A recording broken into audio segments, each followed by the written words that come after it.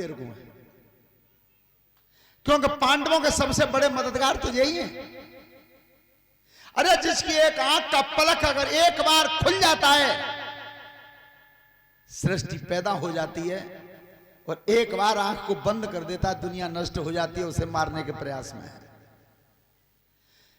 तो एक सभा के मध्य में 80 गज गहरी खाई खुदवाई, उसके ऊपर कच्चे धागों का पलंग बिछा दिया, और पापी सोच रहा है कि जाई पे बैठा दूंगा, आए तो जाए पहले। और इधर भगवान श्याम सुंदर जब चलना चाहते हैं, रथ सजवाया है, उस समय सामने आकर के रोका किसने है? अरे जब जाई रहे बना बारी,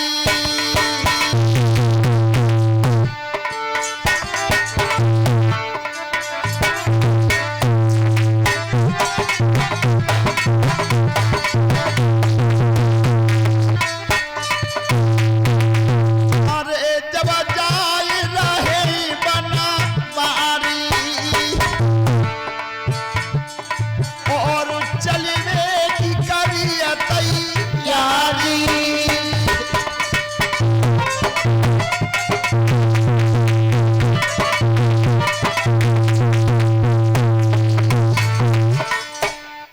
जब चलने की करिए तैयारी, और सनमुख आई गई द्रौपदी कुमारी।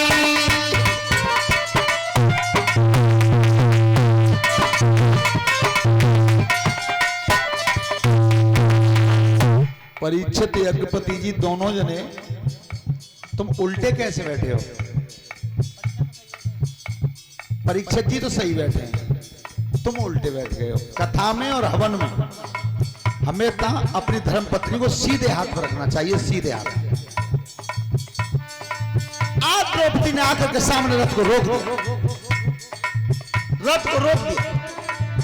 क्या महाराज कहां जा रहे हैं? भगवान कन्हैया कहते हैं मैं युद्ध को रोकने जा रहा हूं, अब पांचाली लड़ाई हो सकती है। तो द्रौपदी कह रही है तुम युद्ध रोकने जा रहे हो, तो नित्य बात मेरी तो सुन लो। बाद न कूका भूल गए हो, पूरा फिर दुरियत भारी, तू शासन जब खड़ो भयो, मेरे बदन की खिंच रही सारी।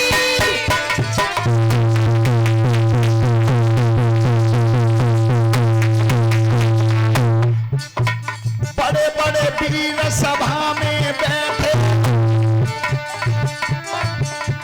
दुर्योधन जांग उभारी, बाद न होते नाई कन्हैया, तो मर जाती सर्व की मारी।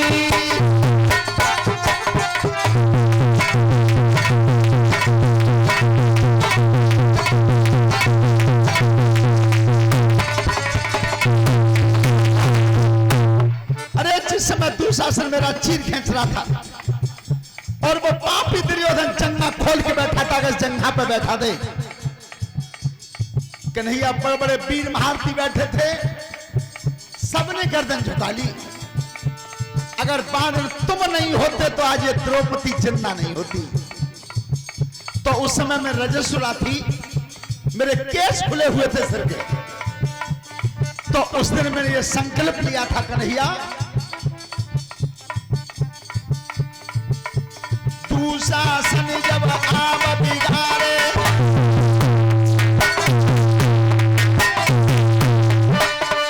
तब तक योग बदन पे साधु,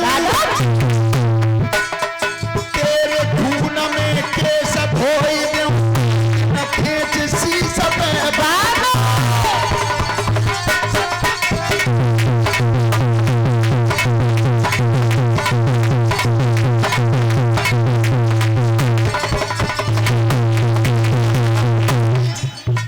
मैंने प्रतिज्ञा की, अरे दुशासन ये केस खुले हुए हैं, अब ये केस में सिर पर उसी दिन बांधूंगी, ता दिन तेरे खून में धो दूंगी।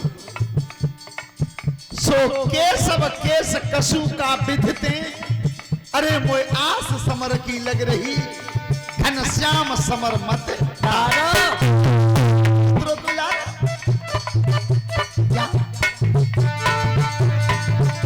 मोहन कई रही पानी है, आँखनु धरक गो पानी।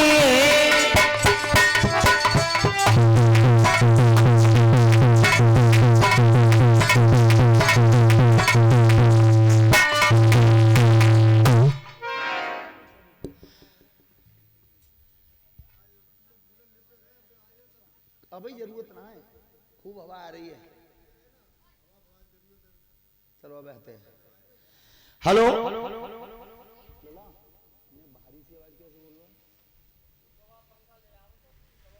अबे तो वैसे ही पंखा चल रहे थे। हाँ चल रही है। तो उस समय कन्हैया ने कहा पांचाली चिंता मत करो, जिसे तुमने मन में चाहा है वही संकल्प मेरा है, पर मैं संसार की बुराई लेना नहीं चाहता। जिस समय भगवान गए हैं शांति दूत बन के, और दुर्योधन ने दरवाजे पर सम्मान भी किया, आइए महाराज। नजर भर के देखा और सब आसन एक बराबर में पड़े हुए थे, लेकिन एक आसन ऊंचा था। दुर्योधन ने इशारा कर दिया, प्रभु तुम यहां आ जाओ। कन्हैया ने की दुर्योधन, गंगा पुत्र भीष्म जैसे ब्रह्मचारी, द्रोण जैसे आचार्य, कृपाचार्य जैसे संत, ये तो सब नीचे आसन पे बैठाते हैं, वो बैठा रहे ऊंचे पे, ऐसा नहीं होगा। भगवान ये संकेत करते हैं कि अगर तुमसे बड़े कहीं धरती पर बैठे हैं तो तुम्हें भी कुर्सी शोभा नहीं देगी उनके सामने। कथा ये सिखाती हैं, कथा सुनने से कल्याण नहीं होता, सबसे ज्यादा उद्धार होता है हवन करने से। और कथा में जो प्रसंग आता है उन पर मनन करने से, उन्हें खुद मान लो, चाहे भले ही थोड़ा मान पाओ, तब उद्धार हो सकता है। तो भगवान ये संकेत करते हैं कि तुमसे बड़े अगर कहीं बैठे हैं तो उनसे ऊंचे आसन पर बैठने से तुम्हारी शोभा नहीं बढ़ेगी। भगवान वहीं जाकर के बैठ गए जहां पर गंगा पुत्र भीष्म का आसन पड़ा हुआ था, बराबर। श्याम सुंदर पीछे को है भैया, ये तेज बात मत करो। उस समय भगवान से दुर्योधन ने कहा, अपने मन में विचार किया कि चलो कुर्सी पे तो जे बैठ गए, वो तो मामलो फैले हो, जो अलग आसन बनाओ। तब कही के तो चलो महाराज भोजन कर लो, और आदेश कर दिया पापी ने कि 56 प्रकार के भोजन बना दो, सब जहर के हो। विचार करना, जहर का भोजन किसके लिए बनाए? अरे जिसके कृपा मात्र से जहर भी अमृत बन सकता हो, उसके लिए जहर के भोजन बनवा रहा है। लिखा है गोस्वामी जी ने रामचरितमानस में, सुंदर कांड में दोहा नंबर 4 कि जिस समय हनुमान जी ने लंकनी को मार दिया था, तब लिखा है के प्रवेश नगर की जय सब काजा,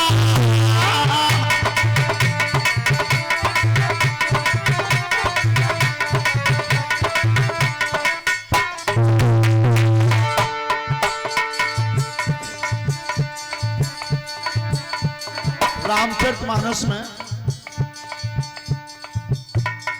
ध्यान रखना, ये चौपाई जिसके हाथ से बन जाती है, राम सलाखा बनी हुई है। रामायण में देखना, किसी में पहले किसी में बाद में। और राम सलाखा में भगवान राम का ध्यान करके स्नान करके सुबह उसमें किसी खाने में उंगली रख देना, उस अक्षर को कागज पर लिख देना, उसके ठीक आगे 9वां अक्षर फिर लिखना, फिर आगे 9वां लिखना। हर बार 9वां अक्षर लिखने से एक चौपाई बन जाती है। और अगर किसी के हाथ से ये चौपाई बन जाए, किस्मत का धनी है वो। कौन सी? प्रवेश नगर की जय सब काजा और हृदय राखी कौशलपुरा राजा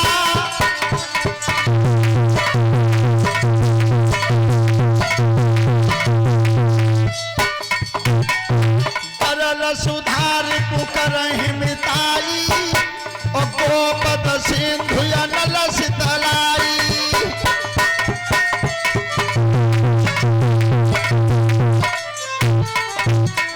जिसके ऊपर भगवान की कृपा हो जाती है उसको जहर भी अमृत बन जाता है। नदी गाय के समुद्र गाय के खुर के बराबर हो जाता है। अग्नि शीतल हो जाती है। जिसके ऊपर भगवान की कृपा होती है वो दुश्मन भी मित्र बन जाता है। वो तो स्वयं ब्रह्म है। लेकिन भगवान कहते क्या है दुर्योधन, मैं तुम्हारे यहां भोजन नहीं खाऊंगा। भोजन खाना किसके यहां चाहिए? देखो ये भी भगवान का संकेत अच्छा है।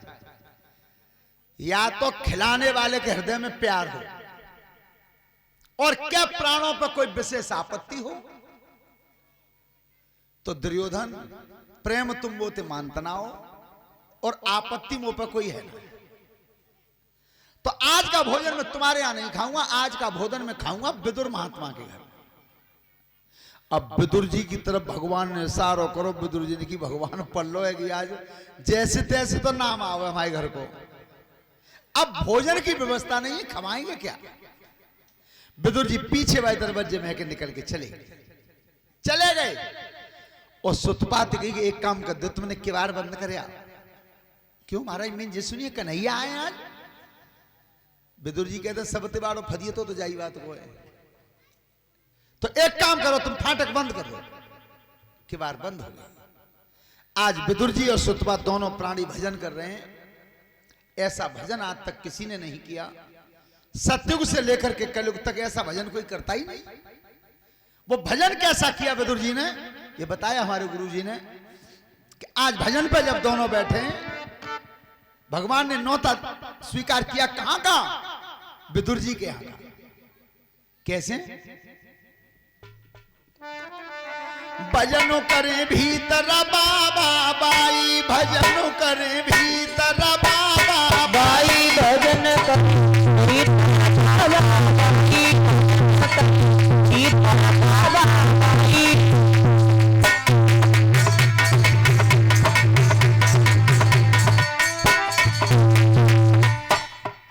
आसन डार लहे आंगन में, अरे आंगन में और माला लई उठाई। भजन करे भीतर बाबा बाई, भजन करे भीतर आंगन में, अरे आंगन में माला लई उठाई। भजन करे भीतर बाबा बाई, आज भजन तो किया विदुर जी ने, पर ऐसा भजन आज तक किया क्यों नहीं किसी ने? सब यही कहते हैं भजन करते समय कि हमें भगवान के दर्शन है जाए, भगवान हमारे घरे आ जाए। लेकिन विदुर जी क्या कह रहे हैं उस दिन? अरे बैठे दोनों आस लगा में, ध्यान लगा में, आबे नहीं अधूरा भजन करे बाबा बाई, भजन करे बैठे दोनों आस लगावे, ध्यान लगावे, आवे नहीं अधुराई। भजन करे बाबा बाई, करे।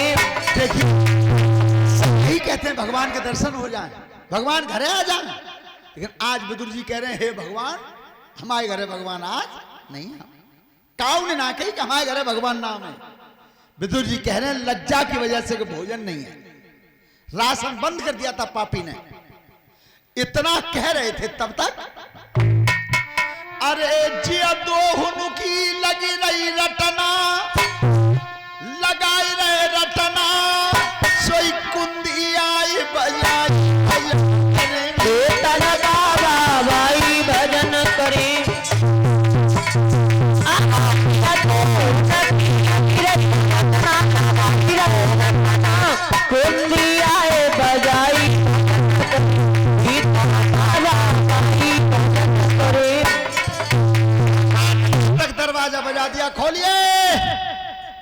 बहु विदुर जी जी के जा रहे भगवान आज कन्हैया नोहनी बात बिगड़ गई, आज कुछ नहीं है। जब फाटक खोला, सामने श्याम सुंदर खड़े थे, इधर विदुर जी खड़े थे। कई काऊ ने काउती के सुनी। कन्हैया थोड़ी देर बाद बोले कि भीतर आवे कि ना कोई न महाराज आ जाओ, ध्यान ना रहो। अब ध्यान को आएंगे जो खावे मांगेंगे। आसन डाल दिया, बैठा दिया। जीवन में ध्यान रखना, सबसे बड़ा दुख कौन सा है और सबसे बड़ा सुख कौन सा है, ये लिखा है गोस्वामी जी ने रामायण में, रामचरितमानस में। के नहीं दरिद्र समा दुख जगमाई, संत मिलना सम सुख जगनाई। राम सिया राम बोलो राम सिया, राम सिया राम बोलो। गरीबी के समान तो कोई दुख नहीं है और संत मिलन के समान दुनिया में कोई सुख नहीं, सुख नहीं है। आज सुख माना कौन सा जा रहा है? आज सबसे बड़ा सुख माना जा रहा है घर में धन हो, खूब पैसा वाए हो। लेकिन कभी मन में विचार किया है? परीक्षित जी जो एक रिक्शा चलाता है बाजार में, देखना 10-12 घंटे मेहनत करता है और तुम कबू सड़क पे देखियो, बाई रिक्शा पे लंबे पैर करके 4 रोटी खाए के बाद सड़क बाई होटल पे चैन से सोतो सवेरे तक। और जिनके यहाँ रुपया मुनीम गिर रहे हैं देर रात, उन्हें रात को गोली खानी पड़ता है नींद की, तब नींद आता है उन्हें। बा रिक्शा बाई नींद कबू ना, गोली कबू ना खानी। और न बा कोई बेचैनी है, बेचैनी होता तो उन्हें ही है। क्यों?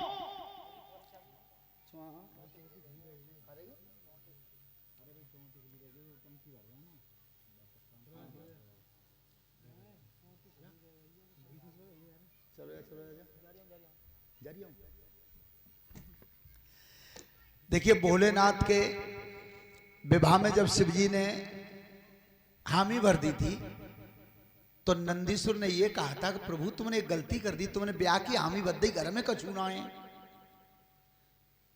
तो जावात की तुम्हें चिंता है? भोलेनाथ से कही कि जावात की तुम्हें चिंता है? देखिए भोलेनाथ का जवाब कितना सुंदर था कि नंदीश्वर मेरे घर में कछु ना आए ताई थी तो चिंता ना आए। चिंता किन्हें होते? चिंता उन्हें होता तेरे घर कछु हो तो है, मेरे घर कछु है ही ना ताई तुम्हें चिंता ना है। और शिवजी ने जो शब्द जो कहा जाको प्रैक्टिकल करके देख लो। घर में का हुआ बताइयो मत, काऊ तो जिक्र मत करियो। और तुम 20 लाख रुपया लाए के चुपचाप बोराम बंद करके भूसा में गाड़ दियो तो सभी रात नींद आ जाए, तुम होते आइए नींद तो नहीं आ भाई। चूंकि बेचैनी जब जब होती है तब वो तो धन की ही है। ध्यान रखना, ये धन का सुख नहीं है। सबसे बड़ा सुख कौन सा है ये भी विद्वानों ने बताया कि सबसे बड़ा सुख कौन सा है। कैसे? के पहला सुख निरोगी काया,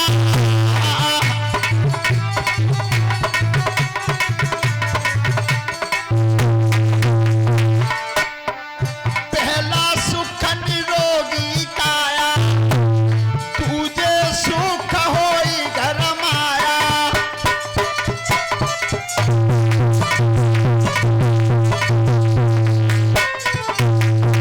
तीजे सुख सुपातिर नारी, चौथे सुख सुतया ज्ञाकारी।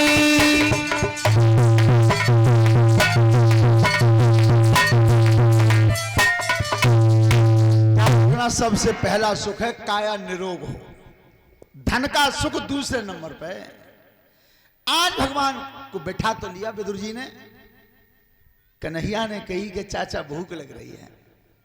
उस वृद्ध महात्मा के आंखों से आंसू गिर गए। चाचा रोए क्यों? कन्हैया 3 दिन से राशन बंद है नगर में। भगवान कह रहे मुझे मालूम है मेरे माए बंद है। कि इन्हें भोजन काऊ के यहां मिले ही न। फिर चाचा तुम क्या खा रहे हो? ध्यान रखना, यहां विद्वानों के मत अलग अलग हैं। कुछ विद्वानों ने लिखा है कि विदुर जी केला लेकर के आए थे और कुछ नहीं, केला के फल लाए, ले कन्हैया तब तक जाई खा लो। लेकिन केला जिस समय छीला है सुतपा ने, देखिए भगवान भूखा किसका है?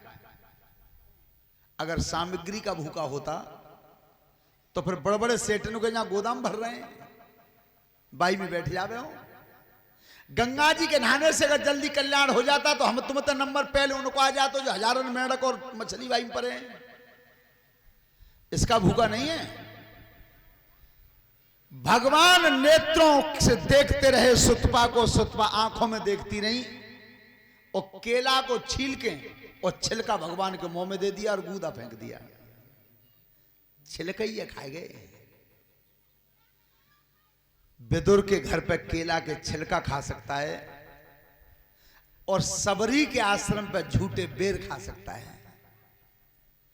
दुर्योधन के 56 प्रकार के भोग ठुकरा सकता है। भगवान ये चीज चाहता है।